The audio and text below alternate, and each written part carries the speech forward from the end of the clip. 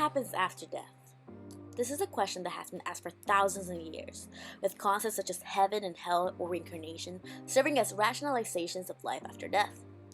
The ancient Chinese interpretation was that once they passed away, they would continue to do things that they had done in their lifetime in their afterlife. Due to this, the dead would be offered ornaments and objects that would serve them in their journeys throughout their afterlife. These ornaments or spirit goods would go by the name of Mingxi. To further understand the role of these, today we're going to be looking at a Mingxi that can be found in David Owsley's Museum of Art, under the name of Noble's House. This Chinese burial ornament is dated back to 206 BCE to 220 CE. In other words, sometime during the Han Dynasty. It is made of sculpted and fired earthenware, otherwise known as ceramics, and whom this model was made by is unknown. These spirit goods became so important and prominent because tombs wouldn't only be built for the nobility, but also for those of lesser degrees of wealth. Smaller objects would be mass-produced, and bigger ones would be made by different artists, making artisans vary in success, name, and recognition. Because of the amount of the well-preserved nature of Mingxi, these ornaments are today one of the most valuable legacies of the Han Dynasty. Let's take a look at this noble's house, shall we? In the model house, we can see a rectangular two-story home with slanted roof tiles. There is a set of stairs on the outside of the home and various pillars on the extremities. Windows can be mostly seen on the second floor, and its walls are filled with various patterns, including small squares and diamond shapes. What's inside the house, however, is unknown. The structure itself is somewhat large, measuring 22.5 inches in length, 21.5 inches in width, and 9 inches in height.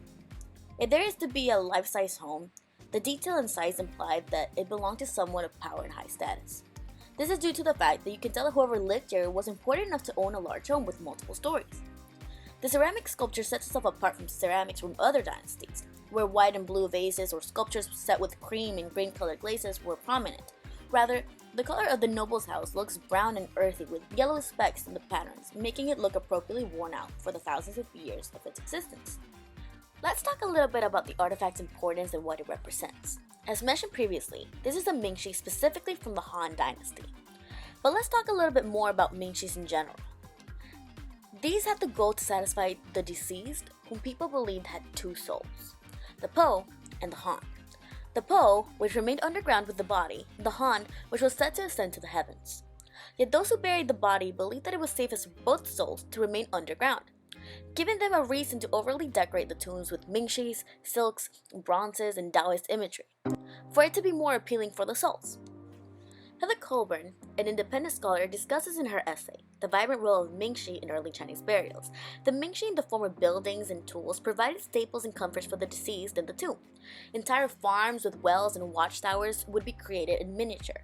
Details like wooden tile roofs were loyally produced, as were the regional differences in building styles, ranging from tall towers in the north and courtyard structures in the south and houses perched in stilts in marshy areas. Mingxi themselves were not restricted to homes and tools, however, as the existence of the first emperor's tomb proves that there would be sculptures of armies, dancers, and companions like dogs that would be buried as well. Something that was really important to note was the sizes truly did matter. Someone as important as an emperor would be buried with life-size things, while for the rest of the periods, miniature or smaller scale sculptures would be more than enough.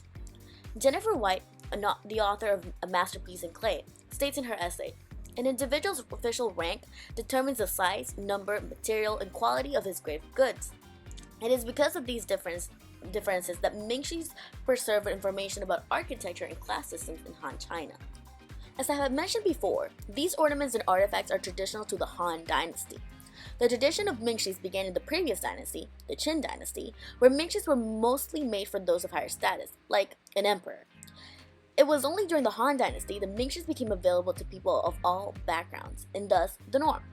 However, during the 6 dynasties that followed the Han, the relationship between life and afterlife underwent vast changes. This was because the Han central authority weakened and collapsed after the year 220 CE. The dynasties went against ornate tombs due to the overly excessive nature of them, which reflected the economic unstableness, making the Mingxi reduce over time. This was until the Sui and the Tang dynasty, where these ornaments came back, yet slightly different, with them being more colorful. This made the Han's Mingxi what they can be called like a product of its time, being solely unique to the Han dynasty. As the title implies, the artifact was most likely used as a Mingxi for a dead nobleman. Due to its lack of eccentricity, compared to other Mingxis that portray buildings and homes, it most likely didn't belong to royalty. Even so, it was previously mentioned that due to the size of it and the looks of it, it was most likely the home of someone of a higher up class, most likely a noble. The artifact can also give us a bit of intel into the life of whomever it belonged to. We know that whomever owned this home was a nobleman, but there are other buildings that are also replicated, even with bigger buildings such as 3-story towers, which could have given us insight as to where these people lived, if they owned land, and what they did for a living. Since other spirit goods also resemble people, if they were buried with concubines and dancers, it could give us insight as to what these people did for pleasure. Heather Colburn states, "They are remarkably animated. Dogs, their ears perked and noses all but twitching, stand alert. Dancers are frozen mid-step, the alignment of bodies and sweep of sleeves, transcending their suspended state to imply the flow of choreography." These goods were not only meant for one gender. It was for those who were loved and respected, regardless of their economic and class status. Yet, they would clearly portray their reality that we can later attempt to understand. Our time seems to be coming to an end, so let's make a small recap. This kind of ornament is unique to the Han Dynasty, even though Mingxi would continue to be made years later. These are a kind of their own, since many would later be modernized for its time with colored glazes. It tells us a lot about the kind of life in that what is assumed to be a nobleman could have had, with a big home and 2 stories and beautiful patterns on the wall. It lets us know about the power that he could have had in general. It also gives us insight of the architecture of the time, how the buildings would stand, the stylistic choices that were being made. The historical value that this miniature building has is immense. Not only does it open doors to the beliefs that the ancient Chinese had, which explains why they were buried with such objects. As mentioned previously, it also shows us the kind of buildings and homes that these people would live in. Are Mingxi limited? Yes, they are. After all, the amount of spirit goods found with the body are limited. A lot of them have slowly disintegrated, and some of them are simply not in good shape. There is also the fact that we can't see what the noble's house looks like inside. We can only see the outside, limiting our view. It contributes with the understanding of the past by showing us the different possibilities to the different lifestyles that were present in ancient China. Finally, how does it help us reflect on an issue studied in History 151?